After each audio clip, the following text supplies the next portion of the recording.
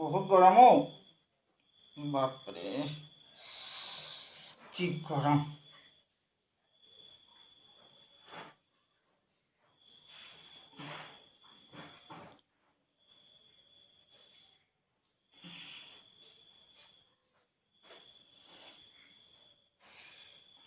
বিচনী এখন মাৰিছো।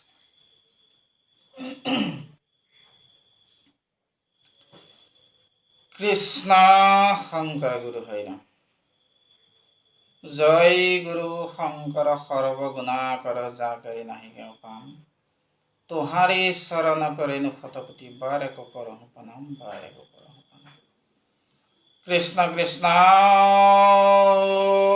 हरि ओ राम। कृष्ण शंकर गुरु हरि राम।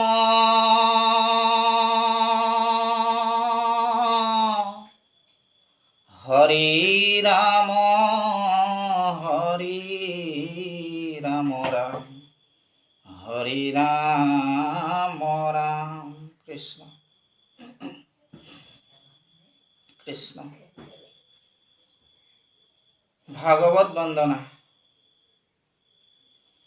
भारत पुराण आदि जत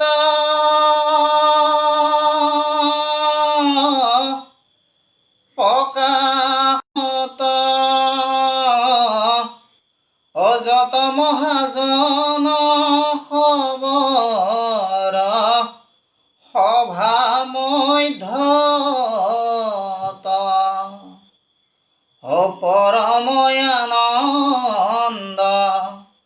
रसमय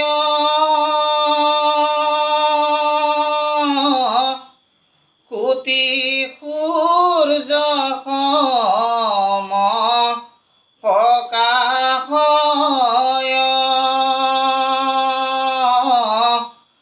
महाभागवत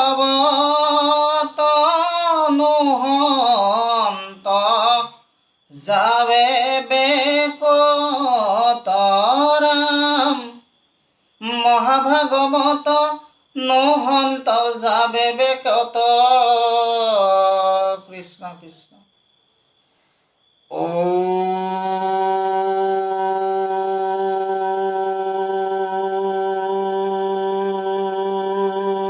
नमो भगवते वासुदेवाय। जन्मादस्यादितरतं सते सविगं सरा तेने वर्म हृज अधिकव्ये मोहन्ति जतकुरय तेजो वरिं मिद्दं जथा विनिमयं जत्खं त्रिखगुमेका धन्मा स्नव सदा निरस्तकुहकं खैत्तं परम धीमहि धन निरस्तकुहकं खैत्तं परम धीमहि। कृष्ण कृष्ण हरि और राम कृष्ण।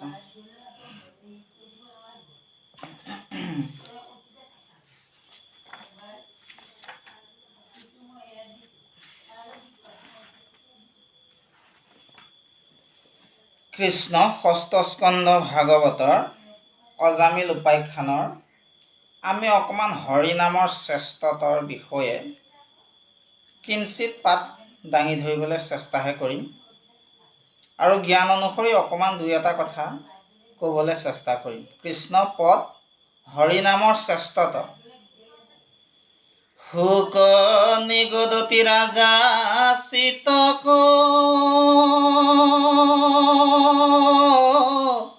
ঋথিৰ হৈ আশ্চৰ্য মহিমা শুনা হৰি ভকতিৰ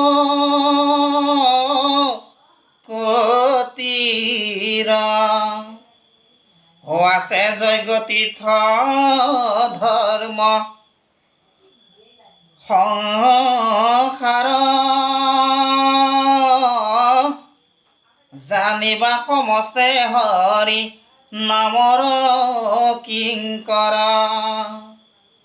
হে পুণ্যৰ নত হৰি নাম মহাসিংহ পলাই পাপ হস্তি শুনি তাৰ মহাৰিংগ ও হৰি নামে খেদাবে পা পৰপুৰি নাই হম পাতকি কলি পৰম পাতকি জিতু হুৱাতি অনাচাৰী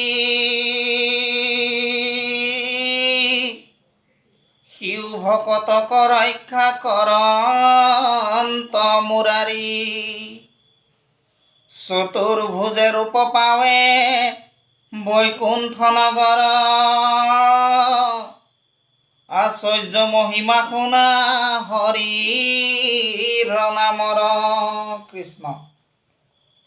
হৰিনামৰ শ্ৰেষ্ঠতাৰ বিষয়ে ক'বলৈ যাওঁতে অজামিল উপাখ্যানত যে মহাপাপীজনেও যে ঈশ্বৰৰ নাম লৈ গতি পাব পাৰে পদে আজি তাৰ কথাখিনিকে ইয়াত উল্লেখ কৰিছে।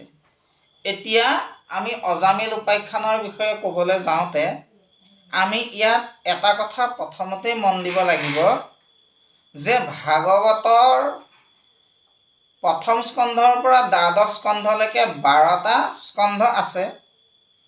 ইয়াৰ ভিতৰত কিন্তু ভাগৱতৰ 10টা লক্ষণহে দেখুওৱা হৈছে। তৃতীয় স্কন্ধৰ পৰা দ্বাদশ স্কন্ধলৈকে ভাৰতৰ 10টা লক্ষণ দেখুওৱা হৈছে। এই লক্ষণকেইটা কি বুলি কৈছে যে স্বৰ্গ বিসৰ্গ স্থান পোষণ উতি মন্বন্তৰ নিৰোধন ঈশান কথা মুক্তি আৰু আশ্ৰয়। এই 10টা লক্ষণৰ ভিতৰত ষষ্ঠ স্কন্ধ ভাগৱতৰ লক্ষণটো হ'ল ইয়াত 10টা লক্ষণৰ ভিতৰত কোনটো দেখুৱাইছে পোষণৰ বিষয়ে দেখুৱাইছে। এতিয়া পোষণ শব্দটোৱেনো কি বুজাইছে আৰু পোষণ শব্দটো ইয়াত কেনেকৈ পোষণৰ বিষয়ে ইয়াত উল্লেখ কৰি দেখুৱাইছে এই কথাখিনি আমি জানিব লাগিব। এই কথাখিনি জানিবলৈ যাওঁতে পোষণ মানে কি দ্বিতীয় স্কন্ধ ভাগৱতত শুকমুনিয়ে ৰাজা পৰীক্ষিতৰ আগত কৈছিলে যে পোষণ মানে কি যে কি বুলি কৈছে অমহাপাপী ভক্ত হৈ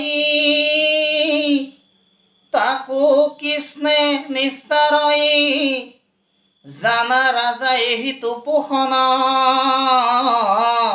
যে কি বুলি কৈছে ভকত কেতিয়াবা পাপত লিপ্ত হ'ব পাৰে, ভকত কেতিয়াবা মহাপাপতো পৰিব পাৰে, কিন্তু ভগৱন্তই সেইজন ভকতক কি কৰে উদ্ধাৰ কৰে। গতিকে ষষ্ঠ স্কন্ধ ভাগৱতত অজামিলৰ দৰে অজামিলৰ যোগেদি যে মহাপাপীজনকো যে ভগৱন্তৰ নাম ল'লে উদ্ধাৰ পাব পাৰি সেই কথাখিনি অজামিলৰ যোগেদি প্ৰকাশ কৰি দেখুৱাইছে। এতিয়া ইয়াত প্ৰথমতে কৈছে হৰিনামৰ শ্ৰেষ্ঠতাৰ বিষয়ে ক'বলৈ যাওঁতে কৈছে শোক নিগদতি ৰাজা চিত্ত কৰি স্থিৰ আশ্চৰ্য মহিমা শুনা হৰি ভকতিৰ। হে ৰাজন, হে ৰজা পৰীক্ষিতক কৈ আছে হে ৰাজন তোমাক মই হৰিনামৰ মহিমাৰ বিষয়ে ক'বলৈ ধৰিছোঁ, হৰিনামৰ মহিমাৰ বিষয়ে ক'বলৈ আগবাঢ়িছোঁ। তুমি তোমাৰ চিত্তটো প্ৰথমতে স্থিৰ কৰি লোৱা, মনটো স্থিৰ কৰি লোৱা। কাৰণ কিহৰ কাৰণে মন অস্থিৰ হ'লে চিত্ত অস্থিৰ হৈ যাব পাৰে। চিত্ত যদি অস্থিৰ হয় তেতিয়াহ'লে এই কোৱা কথাখিনি হয়তো আমি বুজি নাপাবও পাৰোঁ। সেইকাৰণে ৰাজাক প্ৰথমতে কৈছে যি শুনিব বিচাৰিছা তোমাক যি শুনাব বিচাৰিছোঁ তুমি প্ৰথমতে চিত্তটো স্থিৰ কৰি শুনা। আছে যজ্ঞ যত তীৰ্থ ধৰ্ম সংসাৰৰ জানিবা সমস্ত হৰি নামৰ কিংকৰ।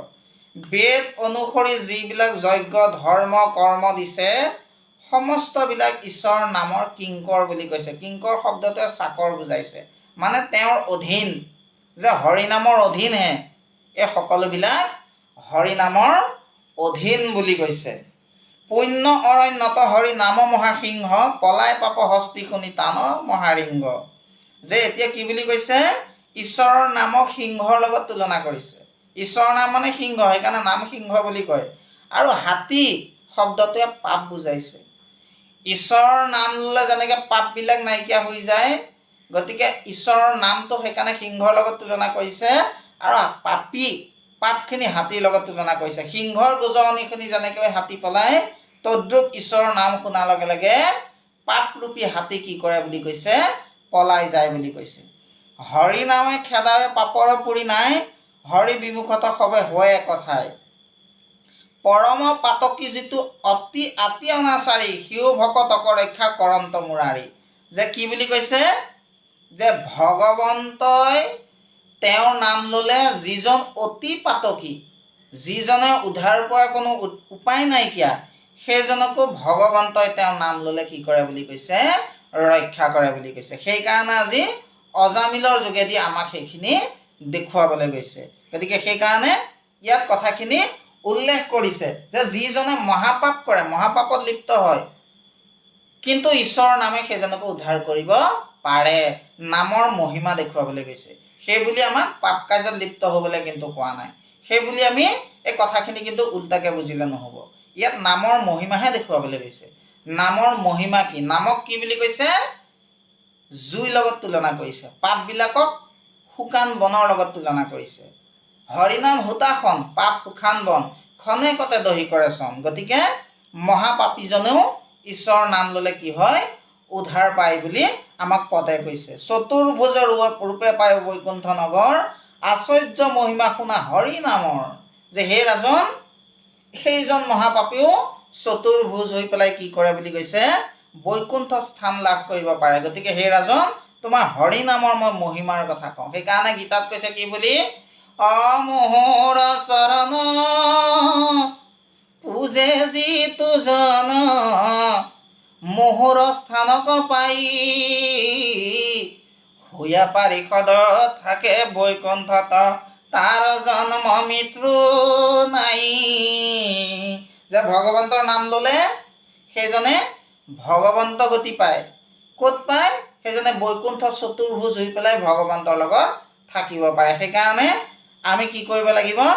সমস্ত কায় বাক্য মন ভগৱন্তক অৰ্পণ কৰি পেলাই তেওঁৰ গুণানুকীৰ্তন কৰিব লাগিব। এয়াই হ'ল কলিযুগৰ মনুষ্যৰ মূল কৰ্ম। সেইকাৰণে মাধৱ পুৰুষে কৈছে হৰি গুণ নাম শ্ৰৱণ কীৰ্তন ভজিও হৰি চৰণ, মনুষ্য হৈবাৰ সিমানে মাত্ৰ জানা নিজ প্ৰয়োজন। মনুষ্য হোৱাৰ পৰম কৰ্তব্য হ'ল ঈশ্বৰ ভজনা কৰা। গতিকে যি ঈশ্বৰ ভজনা কৰিব পাৰিছে, মনুষ্য জীৱনটো সফল হৈ গৈছে। যি ঈশ্বৰ ভজনা কৰিব পৰা নাই, মনুষ্য জীৱনটো কি হৈ গৈছে? বিফল হৈ গৈছে। গতিকে এতিয়া ইয়াত ওলাইছে ইয়াৰ পিছত অজামিলৰ কথা। আমি জ্ঞান অনুসৰি দুই এটা কথা ক'বলৈহে চেষ্টা কৰিম। কৃষ্ণ অ নাহি পায় চিত্ত হৰি নামৰ সমান, শুনা পূৰ্ব কথা অজামিল উপাখ্যান। নামৰ অভ্যাসে কৰে পাপক উচ্ছাদ, শুনা বিষ্ণু দূত যম দূত সংবাদ। কৌনজপুৰত এক ব্ৰাহ্মণ আছিল, অতি দুৰাচাৰ দ্বিজ নামে অজামিল। পৰম বিচাৰপতি পতিত পাপিষ্ট, কৰিলে ক মহন্তক অনেক অনিষ্ট। বৃদ্ধ পিতৃ মাতৃ নিজ তেজিলে ভাইজাক, সকলে সৰ্বস্ব দিয়া ভজিলে বৈশ্যাক। জাতি কুলকীয়া কৰ্ম সকলে ত্যাগিল, বেশ্যাৰ গৰ্ভত দশ পুত্ৰ উপজিল। কনিষ্ঠ পুত্ৰৰ নাম থৈলা নাৰায়ণ, ভাৰ্যা পুত্ৰ পুষিবাৰ মাত্ৰ কৰে কাম। খেলে যোৱা পাশা মিছা মাতে অহংকাৰী, কৰি চুই দেই ডেংকা মনুষ্য কমাৰী। স্ত্ৰীবধ ব্ৰহ্মবধ একোৱে নাচাৱে, তাইক মাত্ৰ পোষে আনি যত বিত্ত পাৱে। যিদিনা নাপাৱে ধন বেইছা পাৰে গালি থাকে সৰ্বদাই দিজ তাইৰ আজ্ঞা পালি তাই ভৈল তপ জপ যজ্ঞ তীৰ্থ ধ্যান বেইছা বিনে সপোনতো নেদেখে আন হেন পাপ নাহিকে দি যত নিসিজিল দুষ্টাৰ প্ৰসংগে নষ্ট ভৈল অজামিল জাতিত ব্ৰাহ্মণ কিতু কৰ্মত চণ্ডাল ভাৰ্যা পুত্ৰ পোষন্তে অনেক গৈল কাল ভৈলা অষ্টাধিক 80 বৎসৰ অপমান বৃদ্ধ বয়সতো তাৰ নুপুজিল জ্ঞান আউৰ এক কৰ্ম কৰি বাক সক্য নাই কনিষ্ঠ পুত্ৰক মাত্ৰ থাকে উমলাই ও প্ৰাণতো অধিক সিটো পুত্ৰ নাৰায়ণ মিলে সুখ শুনি তাৰ মধুৰ বচন হতাতে মন নিমজিল দ্বিজৰ সদায় পৰম কৌতুকে তাৰ লীলা থাকে চাই ধুৱাই খুৱাই মহা স্নেহে নিতে তাকে আইখ নাৰায়ণ বুলি ৰাতি দিনে ডাকে উঠ নাৰায়ণ হেৰ বৈশ নাৰায়ণ ভুঞ্জ নাৰায়ণ বুলি ডাকে সৰ্বক্ষণ অপ্ৰাণ পক্ষী আছে সেই কনিষ্ঠ পুত্ৰত নাৰায়ণ বিনে নাহি বচন মুখত শয়নতো থাকে মন পুত্ৰক সমলি সিটো সপোনতো মাতে নাৰায়ণ বুলি ক্ষণে ক্ষণে মনে তাৰ তয়নত পৰে সপোনে সচতে নাৰায়ণ নামনেৰে ভৈল সিটো বিধৰ পুত্ৰতে আশকতি নাজানিল আয়ু আশী ভৈল সমাপতি নীলেক বয়স পুত্ৰ স্নেহে আলে জালে বিফলে জনম গৈল পালে অন্তকালে ভৈলা শিবি পৰম ৰণ সানিহিত তিনি গোটা যমদূত আগে উপস্থিত অভয়ংকৰ দেহা যেন আংগাৰ পুঞ্জৰ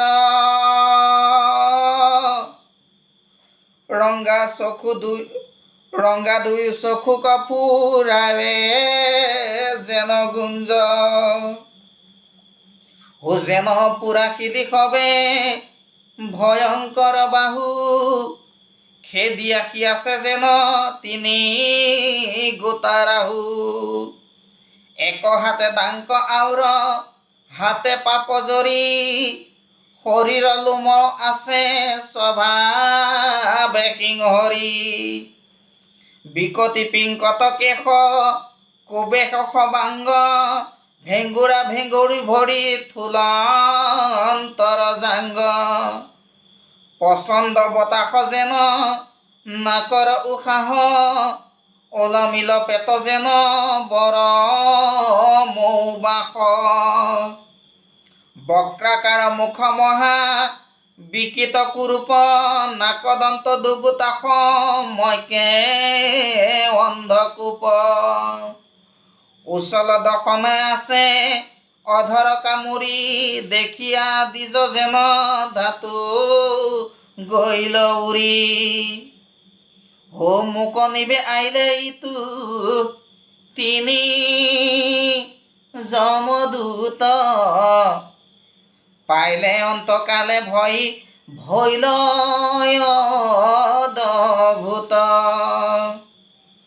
হোকাম্পে তজু যেতে জি লেক মলমূত্ৰ কৈক গৈল মোৰ নাৰায়ণ পুত্ৰ হৈ এতেকে আজুৰি জীৱক হেৰাম মহাপিয়া পায়া বিপ্ৰ ভৈলাই আছে তন দিল আঁতৰাৱে ৰিংগ আইসনাৰায়ণ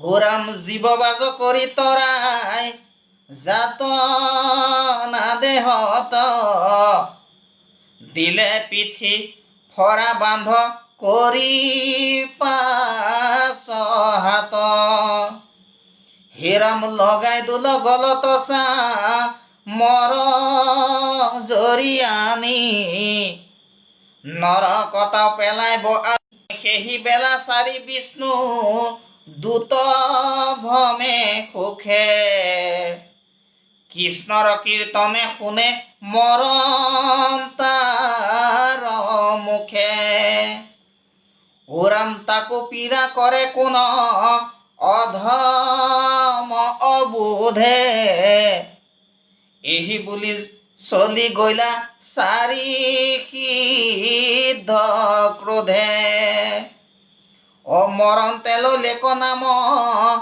তাকো কৰে দণ্ড ৰহ হেৰাম আমাৰ প্ৰভুৰ নাম লৈলে হুয়া ত্ৰাস নাহি ভয় বুলি সবে তেজিলে আতাক হুৰাম ভকতকো পিৰৈ পাইলে পৰময়া পদে পৱন সঞ্চাৰে পাইলে চাৰি পাৰি সদে ও চাৰ চাৰ বিপ্ৰ কপা ৰন্তে আখে গেৰি কবাইবে লাগিলা দূত তাক বেৰি ও চাপৰ চুলাৰি ঘৰা কাতিৰ পহাৰ সবৰৰ চুবে গাত ভৈল ভিন্দাকাৰ হো কোপাই কিল মুকুতিলা থিৰ দিলা চোত গদাৰ কুবত পিঠি ভৈল গোটা গোট হয়নে ককাতুৰ কৰে দূতে গেৰি পাৰি কৌতুকে হাহন্ত তাংক দেখি সিদ্ধ চাৰি নামাৰি এৰিলা প্ৰাণে ভয় দেখাই বৰ হাতত এৰাই তিনি দূতে দিলা লৰ মাৰণৰ তাকে ঘোৰ যমৰ কিংকৰ ব্ৰাহ্মণক এৰি ভৈল তেখনে অন্তৰ হো পলাই গলা কত দূৰ পাছক চাহন্তে মাটিত পৰিয়া পাছে থাকিলাকে কান্তে কাৰে খৰ উশাস তাসতে নিশবদ পাছে কৃপাময় মহা চাৰি পাৰিষদ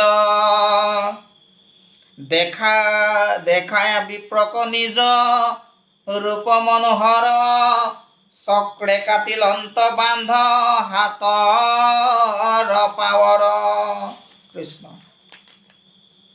যমৰ দূতৰ হাত এৰাই অজামিল পুনৰূপী সেহি কৰি ৰতে প্ৰৱেশিল কৃষ্ণ আমি পাঠভাগ আচলতে কৰি গৈ থাকোঁতেই কথাখিনি অনুভৱ কৰিব পৰা গৈছে যে অজামিল জনক তেওঁৰ অৱস্থা, তেওঁৰ গোটেই জীৱনৰ কাহিনীটো থুলমূলকৈ ইয়াত পদ আকাৰে কোৱা হ'ল যে অজামিল নামৰ এজন দ্বিজ আছিলে কৌনজত। তেওঁ কি কৰিছিলে, পিতৃ মাতৃ নিজৰ পত্নীকো এৰি আহি পেলাই তেওঁ বেশ্যাৰ লগত সংগ কৰিছিলে আৰু দিনে ৰাতিয়ে তেওঁ কি হ'ল, এই বেশ্যাৰ বাহিৰে অন্য কথা তেওঁ চিনি বা মনলৈ অহা নাছিলে। এতিয়া এই অজামিলৰ ইয়াত কাহিনী আকাৰে দেখুৱাইছে। অজামিলৰ সেই বেশ্যাৰ গৰ্ভত 10টা পুত্ৰ জন্ম হ'ল আৰু সৰু পুতেকৰ নামটো কি দি থলে, নাৰায়ণ ৰাখিলে। ইয়াতো কাহিনী আছে, সেইখিনি আমি নকওঁ এতিয়া যে সৰু পুতেকৰ নামটো কিয় নাৰায়ণ ৰাখিলে। গতিকে সৰু পুত্ৰৰ নামটো নাৰায়ণ ৰাখিলে আৰু সকলো সময়তে তেওঁ এই নাৰীগৰাকীক, বেশ্যা নাৰীগৰাকীক কেনেকৈ সন্তুষ্টি লাভ কৰাব পাৰি, তেওঁক কেনেকৈ আলপৈচান ধৰিব পাৰি, অকল সেইখিনিতে তেওঁ ব্যস্ত হৈ থাকিল। তেনেকৈ দিনবিলাক গৈ থাকিল। তেওঁ বহুত পাপ কাৰ্যত লিপ্ত হ'ল। জুৱা পাশা এইবিলাক খেল খেলিবলৈ ধৰিলে। তেওঁ চুৰি ডকাইতি কৰি ধন সম্পত্তি আনিবলৈ ধৰিলে। এনেকৈ জীৱনটো তেওঁ অতিবাহিত কৰোঁতে তেওঁ গৈ পেলাই কি হ'ল, বৃদ্ধ অৱস্থাত ভৰি দিলে। যেতিয়া বৃদ্ধ অৱস্থাত ভৰি দিলে, তেওঁ সকলো সময়তে তেওঁ সৰু পিতেকৰ নামটো লৈ থাকে যে আহ নাৰায়ণ, ব নাৰায়ণ, সৌ নাৰায়ণ, খা নাৰায়ণ, এনেকৈ নাৰায়ণৰ নামটো লৈ আছে। ইতিমধ্যে তেওঁ বহুত পাপ কাৰ্যত লিপ্ত হ'ল। যেতিয়া পাপ কাৰ্যত লিপ্ত হ'ল, ইয়াত পদে কোৱা কথাখিনি আমি ৰূপকত ওপৰে ওপৰে কৈছোঁ। যেতিয়া পাপ কাৰ্যত লিপ্ত হ'ল, তেতিয়া কি হ'ল, তেওঁ যেতিয়া মৃত্যু হ'বৰ সময় হ'ল, তেওঁ তেতিয়া মৰিবৰ হ'ল, তেতিয়া তেওঁ যিহেতু পাপ কাৰ্য অতদিন কৰিলে, সেইকাৰণে সেই মহাপাপীজনক নিবলৈ 3জন যমদূত আহিল। আৰু যমদূত অহাৰ লগে লগে সেই অজামিলে ভয় খালে। ভয় খাই পেলাই কি কৰিলে, যে আজি মোৰ মৃত্যু হ'ব, এইকেইজনে মোক আজি মাৰিব, মোক শাস্তি দিব, এই বুলি তেওঁ আনদিনাৰ নিচিনাকৈ নিজৰ পুত্ৰকে আকৌ মাতিলে। কীৰ্তনত কৈছে, ব্ৰাহ্মণক ধৰি জীৱ বাজ কৰি, হাতক তুলিলা বান্ধি, ভয়ে অজামিলে পুত্ৰক ডাকিলে, আইক নাৰায়ণ বুলি। যে নিজৰ পুত্ৰক মাতিলে, হে নাৰায়ণ আহচোন, মোক কোনে মাৰিবলৈ ধৰিছে, এই বুলি যমদূতে যেতিয়া হাত ভৰি বান্ধিলে, তেতিয়া নিজৰ পুত্ৰক মাতিলে। সেই সময়তে 4জন বিষ্ণুদূতে শুনিলে যে মৰিবলৈ লোৱা মানুহজনৰ মুখেদি দেখোন ঈশ্বৰৰ নাম ওলাইছে, আকৌ এইজনক কোনে শাস্তি দিবলৈ ধৰিছে, এই বুলি যমদূতৰ এই বিষ্ণুদূত আহি সেই ঠাইত উপস্থিত হ'ল। আৰু বিষ্ণুদূতে এই যমদূতে যিজন অজামিলক বান্ধিছিলে, হাত ভৰি বান্ধি অত্যাচাৰ কৰিবলৈ ধৰিছিলে, সেইজনক কি কৰিলে, এই যমদূতৰ হাতৰ পৰা উদ্ধাৰ কৰিলে। যমদূতক পিটি মেলি তাৰ পৰা খেদাই দিলে আৰু তেওঁক উদ্ধাৰ কৰিলে। এইটো হ'ল কাহিনীটোৰ ৰূপক। এতিয়া যদি আমি আধ্যাত্মিকত চাবলৈ যাওঁ, এই অজামিলজন কোন? অজামিলজন আমি নিজে। এই দেহটো কৈছে অজামিল আৰু মনটো হ'ল বেশ্যা। আমাৰ দেহটো অজামিল, আমাৰ মনটো বেশ্যা। বেশ্যা শব্দৰ অৰ্থ হ'ল জোখতকৈ যি বেছি বিচাৰে, সেই শব্দটো কি বুলি কোৱা হৈছে, বেশ্যা বুলি কোৱা হৈছে। সেইকাৰণে মহাপুৰুষে কৈছে, জীৱা পাৱে তাতে মহাতুষ্ট হৈয়া মন, তেবেহে বিপৰতে বাহে অনুক্ষণ। আমাক ভগৱন্তই কৰ্ম অনুসৰি যি দিছে, আমাৰ মনটোৱে সেইখিনিকে পাই সন্তুষ্টি লাভ কৰিব লাগে। আচল কথা হ'ল সেইটো। আৰু ভগৱন্তই কৰ্ম অনুসৰি আমাক সকলোকে কি কৰিব, কৃপা কৰিব। খালি আমাৰ বিশ্বাসটো ভগৱন্তক লাগে, ভগৱন্তৰ শ্ৰীচৰণত আমাৰ বিশ্বাসটো থাকিব লাগে। সেইটোৱে হ'ল মূল বস্তু। সেইকাৰণে আমি শৰণতে কায়, বাক্য, মন 3টা ভগৱন্তক অৰ্পণ কৰিয়ে দিলোঁ। গতিকে আজি যদি আমি সুখত আছোঁ, এইটো ভগৱন্তই কৰাইছে। আজি যদি আমি দুখত আছোঁ, সেয়া ভগৱন্তই কৰাইছে বুলি তেওঁকে অৰ্পণ কৰি দিব লাগে। সেইকাৰণে আমাক কৈছে, আমাৰ এই দেহটোৱে অজামিল, আমাৰ মনটোৱে হ'ল বেশ্যা। গতিকে সেইকাৰণে আজি এটা ৰূপকত দেখুৱাইছে, অজামিল নামৰ মহাপাপীজনক এতিয়া নিবলৈ কি হ'ল, 3জন যমদূত আহিল। এতিয়া 3জন যমদূত কোন বাৰু? শাস্ত্ৰত কৈছে, 3 গোটা যমদূত বেদ হেন কয়, কাম ক্ৰোধ লোভ জানা এহি মানে হয়। এই যমদূত 3জন, কাম, ক্ৰোধ আৰু লোভ এই তিনিজন হ'ল যমদূত। আমি যদি গোটেই জীৱনটো কামনা বাসনা ক্ৰোধ আৰু লোভ এইকেইটাতে যদি জীৱনটো অতিবাহিত কৰি দিওঁ তেতিয়াহ'লে আমাক যমদূতে পাব। আৰু যমদূতে পালে কি কৰিব? আমাক শাস্তি দিব। কি শাস্তি দিব? বাত পিঠ কফ। যিসকল বেছি লোভীয়া তেওঁলোকৰ কি হ'ব? কফ হ'ব, বুকু খুন্দা মাৰি ধৰিব। যিসকল বেছি কামুক তেওঁলোকৰ বাত বিষ হ'ব। যিসকল বেছি ক্ৰোধী তেওঁলোকৰ পেটৰ বেমাৰ হ'ব। গতিকে এইকেইটা যমদূতৰ শাস্তি। এতিয়া যমদূতৰ হাতৰ পৰা উদ্ধাৰ কৰিবলৈ আহিল 4জন বিষ্ণুদূত। এই আধ্যাত্মিকত বিষ্ণুদূত 4জন কোন? আধ্যাত্মিকত বিষ্ণুদূত 4জনো সেই আমাৰ লগতে আছে। কি কি? সত্য, শৌচ, ক্ষমা, দয়া।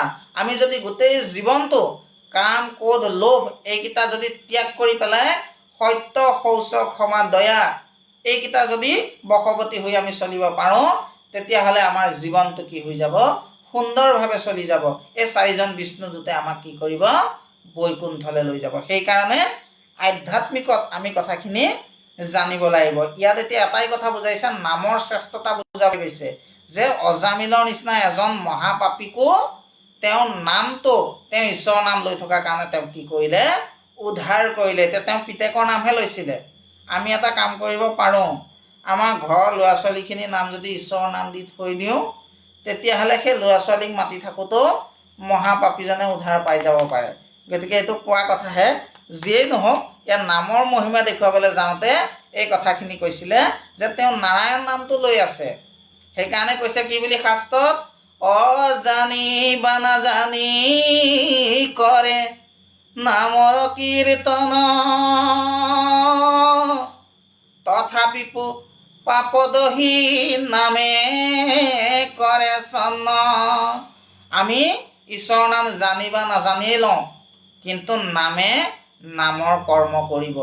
মানিমুনি ভেদাইলতা আমি গুণাগুণ জানিয়েই খাওঁ বা নজনাকেই খাওঁ, তেওঁলোকে কিন্তু পেটৰ ৰোগ নিৰাময় কৰিব। তদ্ৰূপ ঈশ্বৰৰ নামটো নাজানি ল'লেও নামে ক্ৰিয়া কৰিব। আজি এতিয়া অজামিলক কি কৰিলে? নামে ক্ৰিয়া কৰিলে। তেওঁ নাম লৈ থৈছিলে কাৰণে তেওঁক বিষ্ণুদূতে আহি উদ্ধাৰ কৰিলে। পূৰ্বতে অজামিল ব্ৰহ্মজ্ঞানী ব্ৰাহ্মণ আছিলে আৰু সেইকাৰণে পূৰ্বৰ সংস্কাৰৰ কাৰণেও তেওঁ কিন্তু উদ্ধাৰ পালে। সেইকাৰণে কৈছে মহাপাপী ভক্ত হয় তাকো কৃষ্ণে নিষ্ঠাৰ হয়, জানা ৰাজা এহিতো পোষণ। এতিয়া 6ষ্ঠ স্কন্ধ ভাগৱতৰ মূল বস্তুৱে হ'ল পোষণ। এজন প্ৰকৃত গুণী জ্ঞানী ভকত লোকো কেতিয়াবা মহাপাপত লিপ্ত হৈ যাব পাৰে, কিন্তু ভগৱন্তৰ নামৰ মহিমাত নামৰ কৃপাত সেইজনো কিন্তু পাপৰ পৰা কি হৈ যাব? মুক্ত হৈ যাব। আজি অজামিলৰ যোগেদি এই কথাখিনি আমাক দেখুৱাইছে। গতিকে এতিয়া বিষ্ণুদূতে এই অজামিলক যমদূতৰ হাতৰ পৰা উদ্ধাৰ কৰিলে। তাৰপিছতনো কি কৈছে? আমি অকণমান আকৌ পাঠলৈ যাওঁ। কৃষ্ণ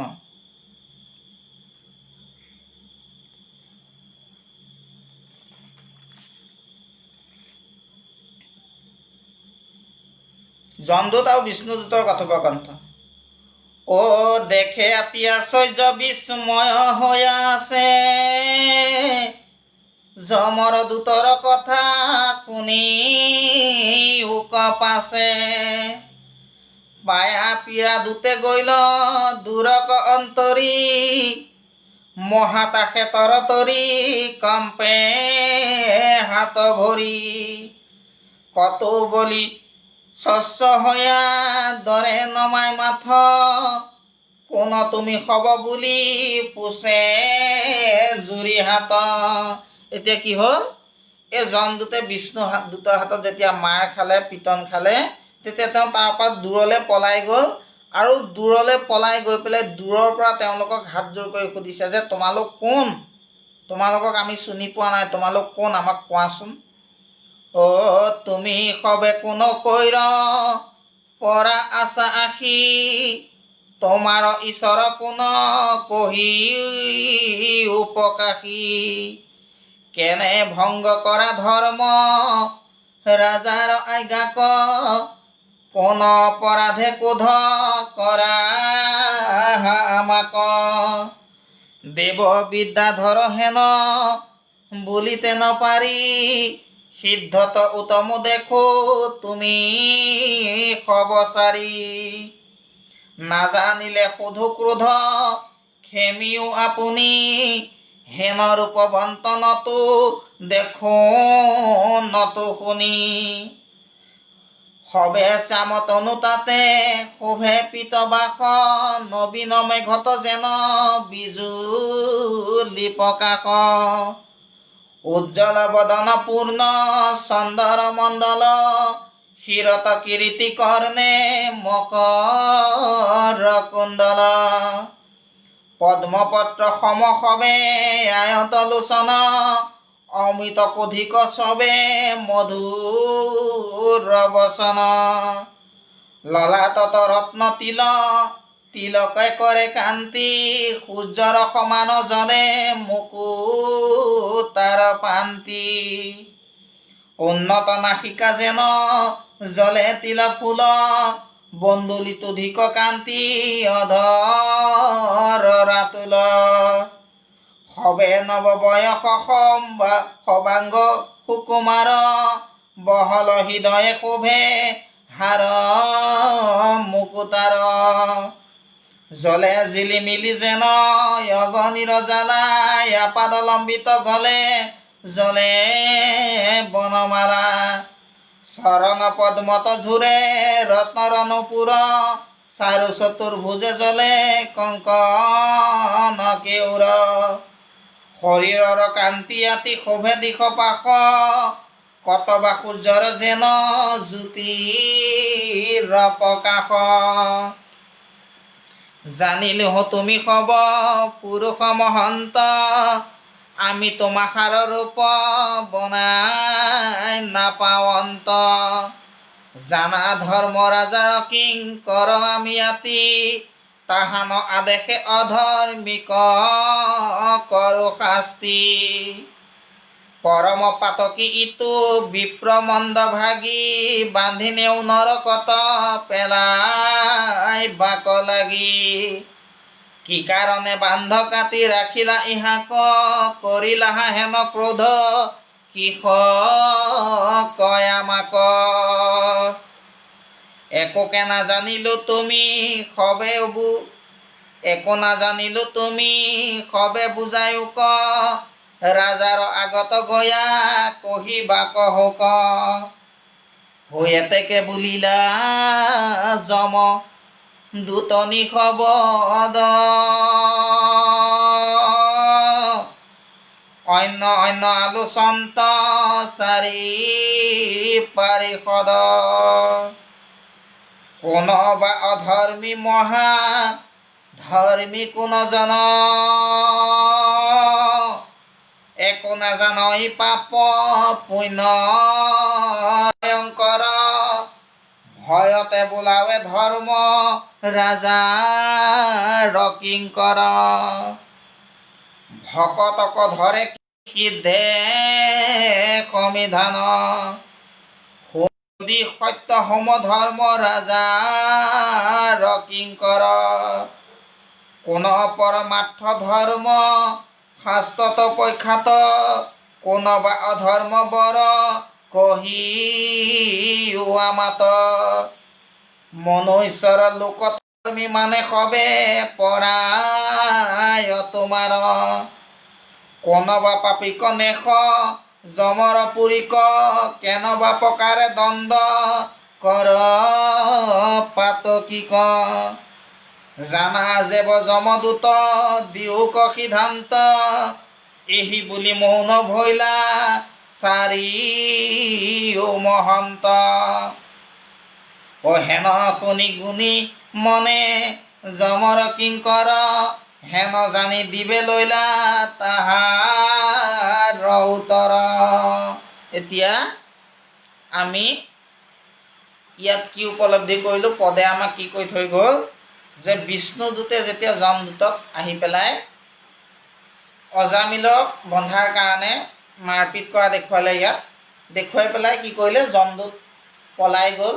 আৰু পলাই গৈ পেলাই তেওঁলোকে ভয়তে দূৰৰ পৰা বিষ্ণুদূতক সুধিছে যে তোমালোক কোন, তোমালোকৰ ঈশ্বৰনো কোন, আৰু লগে লগে বিষ্ণুদূতৰ ৰূপ বন্দনা কৰিছে।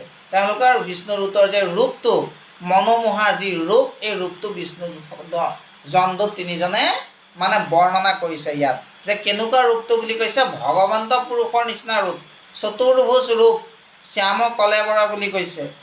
গোটেই মানে ভগৱন্তৰ যি ৰূপ, এই সমস্ত ৰূপখিনি ইয়াত বৰ্ণনা কৰিছে। তাৰপিছত কি বুলি কৈছে, যে তোমালোকেনো কিহৰ কাৰণে আমাক এই মহাপাপীজনক আমাৰ হাতৰ পৰা ৰক্ষা কৰিলা? এইজনটো মহাপাপী, আমি আমাৰ ৰজাৰ আদেশ অনুসৰি তেওঁক নিবলৈ আহিছিলোঁ, কিন্তু তোমালোকে কি কৰিলা, ইয়াক ৰক্ষা কৰিলা। কিহৰ কাৰণে ৰক্ষা কৰিলা এই মহাপাপীজনক, আমাক বুজাই কোৱাচোন বুলি কোৱাৰ পিছত যমদূতৰ কথা শুনি বিষ্ণুদূতে আকৌ যমদূতকে প্ৰশ্ন কৰিছে, যে তোমালোকৰ দৃষ্টিত ধৰ্মনো কি, অধৰ্ম কি, পাপনো কি, পুণ্যনো কি, তোমালোকে কেনেকুৱা লোকক শাস্তি দিয়া, আৰু তোমালোকৰ মতে পাপীনো কোন, এই কথাখিনি আমাক বুজাই দিয়াচোন বুলি আকৌ ওলটাই যমদূতকে কি কৰিছে, বিষ্ণুদূতসকলে প্ৰশ্ন কৰিছে। গতিকে এতিয়া এইকণতে কথাখিনি শেষ হৈছে। ইয়াৰ পিছত কবিৰ উপদেশ দিছে। কবিৰ উপদেশৰ পিছত দুলৰিত যমদূতৰ উত্তৰ প্ৰদান দিব, কিন্তু আমি সিমানলৈ নাযাওঁ, আমি অকণমান পাঠহে কৰিবলৈ ধৰিছিলোঁ। গতিকে আমি এই কবিৰ উপদেশকণ কৈয়ে আমি আজি পাঠভাগ সামৰিম। কৃষ্ণ। ও শুনা সভাসদ মহা ভাগৱত কথা, বিষয়ৰ পদে জন্ম নকৰিবা বৃথা, কেতিক্ষণে ধৰে কালে তাৰো নাই থিত, আউৰ কি মনুষ্য হৈবা ভাৰত ভূমিত। আমাক এতিয়া কবিয়ে উপদেশ দিছে, যে আজি অজামিলৰ যোগেদি আমাক দেখুৱাইছে যে গোটেই জীৱনটো তেওঁ বৃদ্ধ কাললৈকে, প্ৰথম অৱস্থাত তেওঁ ব্ৰহ্মগুণী ব্ৰাহ্মণ আছিলে। অজামিল ব্ৰাহ্মণ বুলি কিহৰ কাৰণে কৈছে, তেওঁৰ গাত ব্ৰহ্মগুণ আছিলে সেইকাৰণে, কিন্তু মাজত ধৰি তেওঁ কি হ'ল, বিপথে পৰিচালিত হ'ল। গতিকে বিপথে যেতিয়া পৰিচালিত হ'ল, তেওঁ বৃদ্ধ অৱস্থালৈকে আকৌ সৎপথলৈ তেওঁ ঘূৰি আহিব নোৱাৰিলে। গতিকে সেইকাৰণে সেই অৱস্থাতে তেওঁ কি হ'ল, মৃত্যু মানে ওচৰ চাপি আহিল। গতিকে সেইকাৰণে আমাক মহাপুৰুষে উপদেশ দিছে, যে শুনা সভা সদ মহা ভাগৱত কথা, বিষয়ৰ পদে জন্ম নকৰিও বিষা। যে এই গোটেই জীৱনটো, মনুষ্য জীৱনটো, দুৰ্লভময় মনুষ্য জীৱনটো অকল বিষয়তে লেটি পেটি কৰি থাকিবলৈ হাক দিছে, বিষয়তে গোটেই জীৱনটো মানে উচৰ্গা কৰি দিবলৈ হাক দিছে। কিহৰ কাৰণে, আমাৰ মনুষ্য জীৱনৰ মূল্য বহু বেছি, মনুষ্য জীৱনটো অতি দুৰ্লভ। 84 লক্ষ জনী অতিক্ৰম কৰি মনুষ্য জীৱনটো পাইছোঁ। যদি ভগৱন্তৰ পিনে পিঠি দি অকল বিষয়তে মজি থাকোঁ, তেতিয়াহ'লে জীৱনটো কি হ'ব, বৃথা হ'ব বুলি কৈছে। সেইকাৰণে কৈছে, কেতিক্ষণে ধৰে কালে তাৰো নাই থিত, আৰু কি মনুষ্য হৈবা ভাৰত ভূমিত। কোনদিনাখন কাৰ কেতিয়া মৃত্যু হয় কোনেও নাজানে। এই পুণ্যভূমি ভাৰতত আকৌ কেতিয়াবা জন্ম হ'বলৈ যে পাবা, আশা নকৰিবা। কিহৰ কাৰণে, ভাৰত ভূমিৰ বাহিৰে বাকীখিনিক ভোগৰ ভূমি বুলি কৈছে। পয়াত পৰে আন যত ভূমিক আশ্ৰয়,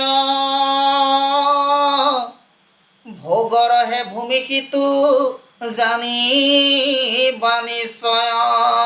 ভাৰত ভূমিৰ বাহিৰে যিমানবিলাক আছে সকলো ভোগবাদী বুলি কৈছে। সেইকাৰণে কলিযুগত ভাৰত ভূমি, ৰাম নাম, মনুষ্য শৰীৰ, ৰাম নাম, মনুষ্য শৰীৰ, ভাৰত ভূমি, এইকেইটা যদি আমি লাভ কৰিব পাৰোঁ, কলিযুগ, এই চাৰিটা বস্তু যদি সংযোগ হয়, তেতিয়াহ'লে সেইজনৰ জীৱনটো কি হৈ যাব, ধন্য হৈ যাব। এই সংসাৰ চক্ৰত তেওঁ আকৌ অহা যোৱা কৰি থাকিব নালাগে। সেইকাৰণে ভগৱন্ত আজি মহাপুৰুষজনে আমাক ভগৱন্তমুখী হ'বলৈ কৈছে।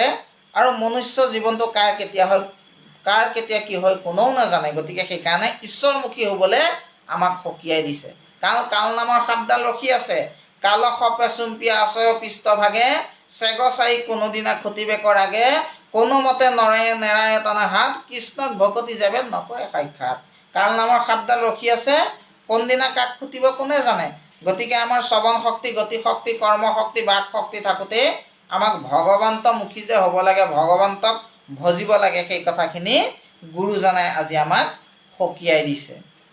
অ দেৱৰ বাঞ্ছনি ভাৰ তত নৰকায়া, পুণ্য বলে পাইলা ঈশ্বৰৰ ভৈল দয়া।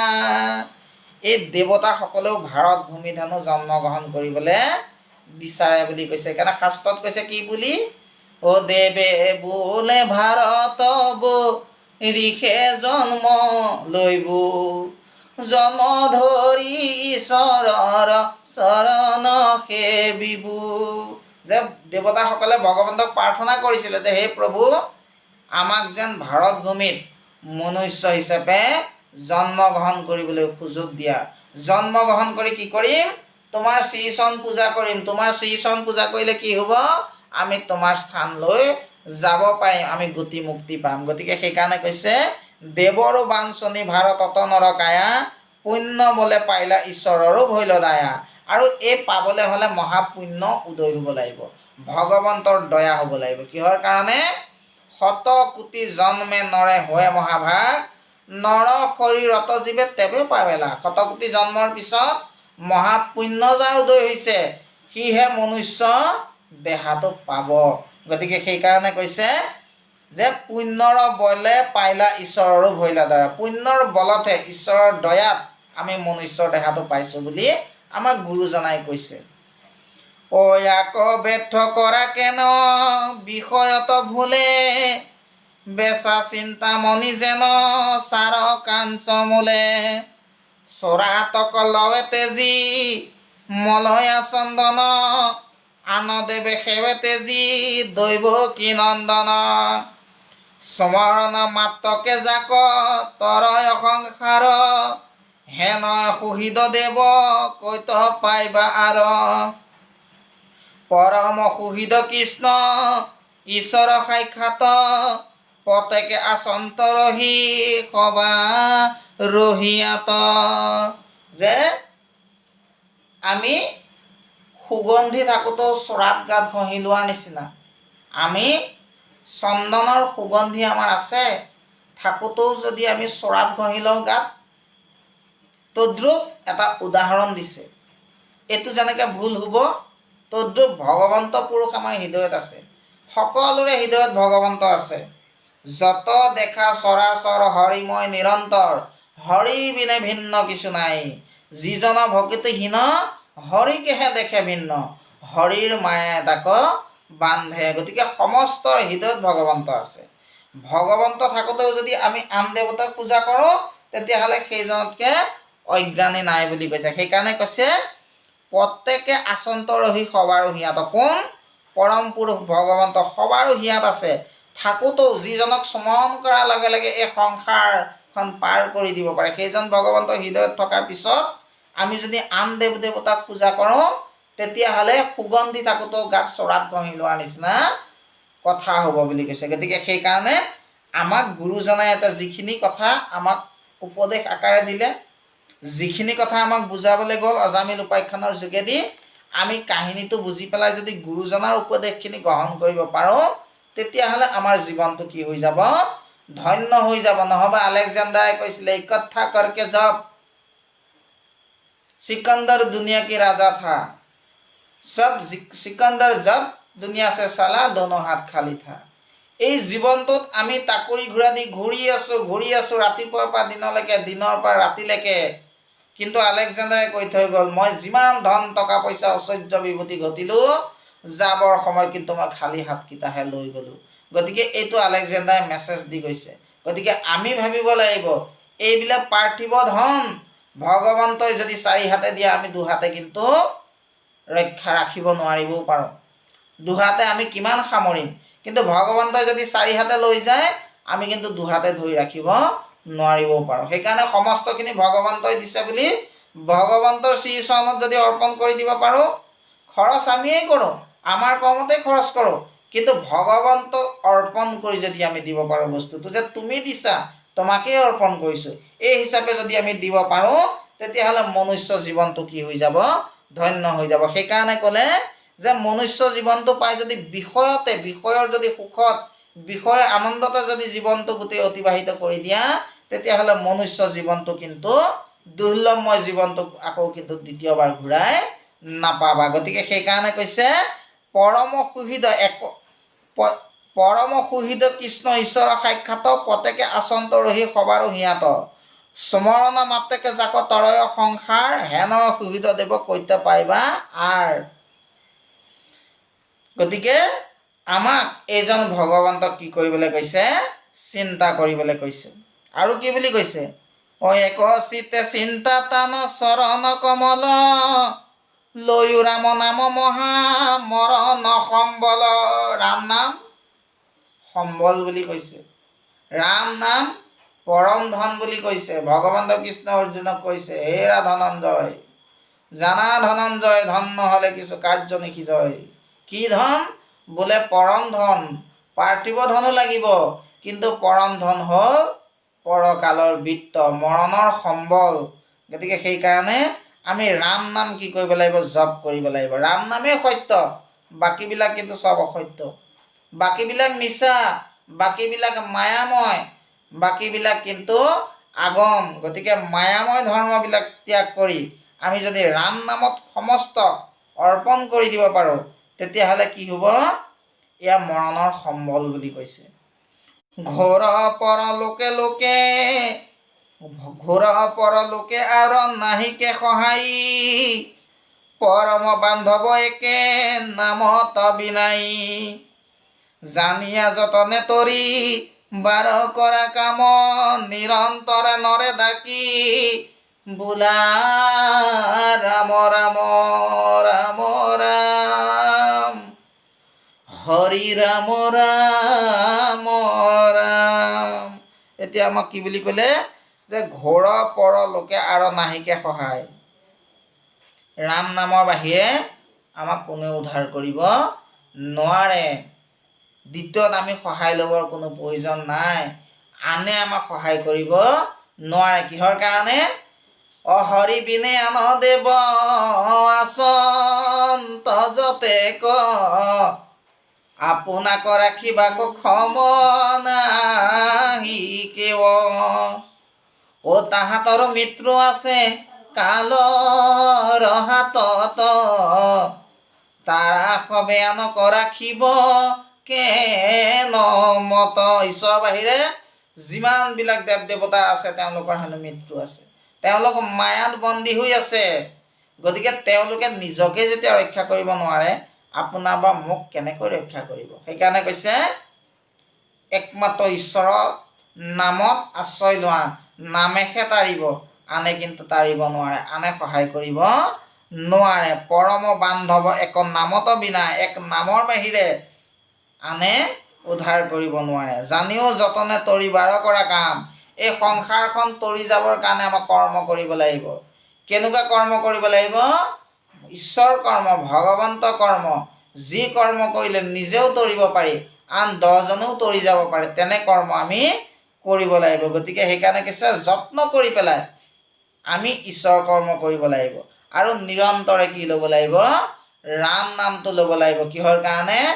ৰাম নামেই সাৰ বুলি কৈছে কলি যুগত। কৃতে যাতে বিষ্ণু তেতা ৰাজতে মথে দাপৰ পৰিচাননম কলৌ কেশৱ কীৰ্তনা। মাধৱ পুৰুষে কৈছে সত্য যুগে ধ্যান, তেতা যুগে যজ্ঞ, দাপৰ যুগত পূজা, কলিত হৰিৰ কীৰ্তন বিনাই আউৰ নাহিকে দুজা। খাটাং সিদ্ধান্ত দি দিছে মহাপুৰুষে, ভাঙনি কৰিছে নামঘোষাত যে কলিত হৰি নামৰ বাহিৰে দ্বিতীয় দুজা মানে দ্বিতীয়টো ধৰ্ম থাকিব নোৱাৰে বা নাই। কিন্তু কলি যুগৰ মনুষ্য হৈ পেলাই যদি আমি ৰাম নামত আশ্ৰয় ল'ব নোৱাৰোঁ, জানিব লাগিব যে আমাৰ কিবা এটা গণ্ডগোল আছে। কিহৰ কাৰণে? শিশিজনে কৃষ্ণ কথা শুনিবাক পাৰে, সেইজনেহে শুনিব পাৰে। কোনজনে? যাহাৰ আছে পুণ্য অসংখ্যাত, শিষে সদা পাতে কাণ কৃষ্ণৰ কথা। অজিন পাতকীটো নাপাতিব কাণ, পাপৰ পুণ্যৰ দেখা প্ৰত্যক্ষ প্ৰমাণ। অজিন পাতকীয়ে ঈশ্বৰৰ নাম শুনিব নোৱাৰে, অজিন পাতকীয়ে ঈশ্বৰ কৰ্ম কৰিব নোৱাৰে, অজিন পাতকীয়ে কৃষ্ণ কৰ্ম কৰিব নোৱাৰে। কিহৰ কাৰণে? ভগৱন্তই তেওঁক তেওঁ কৰ্ম কৰিবলৈ কৃপা নকৰে। তেওঁ কৰ্ম যদি কৰিব পাৰে সেইজনে গতি পাব, গতিকে পাপীজনক ভগৱন্তই সহজে গতি নিদিয়ে। আপোনাৰ পুণ্য থাকিব লাগিব। যেনেকৈ অজামিলৰ পূৰ্বতে পুণ্য আছিলে, তেওঁ মাজত ধৰি বেয়া কাৰ্যত লিপ্ত হ'ল, কিন্তু ৰাম নামৰ মহিমা দেখুৱাবলৈ যাওঁতে অজামিলক কিন্তু সেই পাপীজনকো আকৌ ৰাম নামে উদ্ধাৰ কৰিছে। সেইকাৰণে কৈছে পাপীতকৈও পাপীজনক ৰাম নামেহে উদ্ধাৰ কৰিব পাৰে, কৃষ্ণ নামেহে উদ্ধাৰ কৰিব পাৰে, ভগৱন্তৰ নামেহে উদ্ধাৰ কৰিব পাৰে, আনে কিন্তু উদ্ধাৰ কৰিব নোৱাৰে। কিহৰ কাৰণে?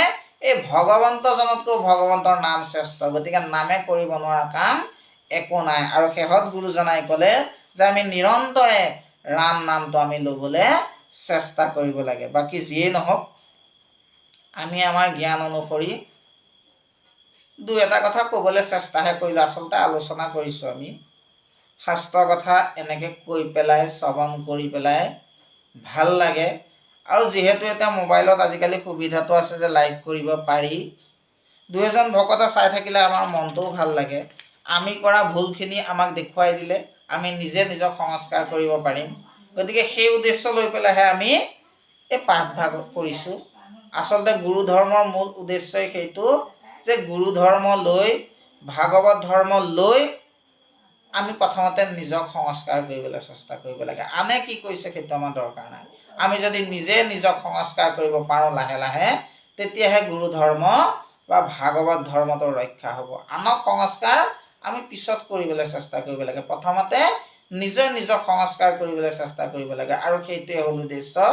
ভাগৱত ধৰ্মৰ যোগেদি, গুৰু ধৰ্মৰ যোগেদি আমি আমাৰ নিজক সংস্কাৰ কৰিবলৈ চেষ্টাহে কৰিছোঁ। আৰু কৃষ্ণৰ কথা শুনি বা কৈ ভাল লাগে কাৰণে আমি অকণ ক'বলৈ চেষ্টাহে কৰিছোঁ। ইয়াত অনেকখিনি অপৰাধ হ'ব পাৰে। গতিকে যিসকল মহামহন্তই আমাৰ এই পাঠভাগ শ্ৰৱণ কৰি আছে, অজানিতে হোৱা অপৰাধৰ বাবে তেওঁলোকৰ শ্ৰীচৰণত আমি ভক্তিভৰা সেৱা নিবেদন কৰি ক্ষমা প্ৰাৰ্থনা বিচাৰিছোঁ। আপোনাক মহামহন্তই আমাক ক্ষমা কৰি দিব বুলি আমি পাঠভাগ দোহাৰি দিবলৈ ওলাইছোঁ। কৃষ্ণ। ও ঘোৰ পৰলোকে আৰু নাহিকে সহায়ী, পৰম বান্ধৱ এক নামতে বিনাই, ও জানিয়া যতনে তৰি বাৰ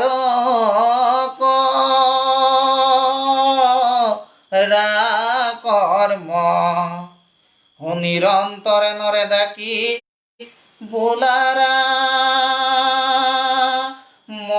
ৰাম ৰাম ৰাম, হৰি ৰাম ৰাম ৰাম, কৃষ্ণ কৃষ্ণ হৰি ঔ ৰাম।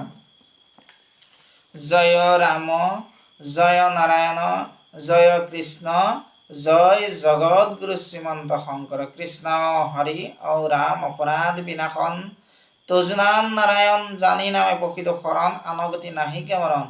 অপৰাধ ক্ষমা কৰি তুমি ৰাখিল হৰি, মোক ৰক্ষা কৰি চৰণ। প্ৰভু মোক ৰক্ষা কৰি চৰণ। কৃষ্ণ কৃষ্ণ হৰি ঔ ৰাম। হে শ্ৰীমন্ত শংকৰ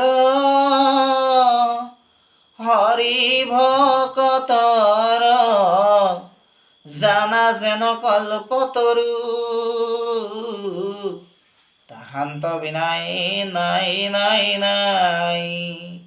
আমার পরম গুরু রাম, তাহান্ত বিনাই নাই নাই নাই। আমার পরম গুরু কৃষ্ণ হরি ঔ রাম। কৃষ্ণ শংকৰ গুৰু হৰি ৰাম। কৃষ্ণ কৃষ্ণ কৃষ্ণ কৃষ্ণ।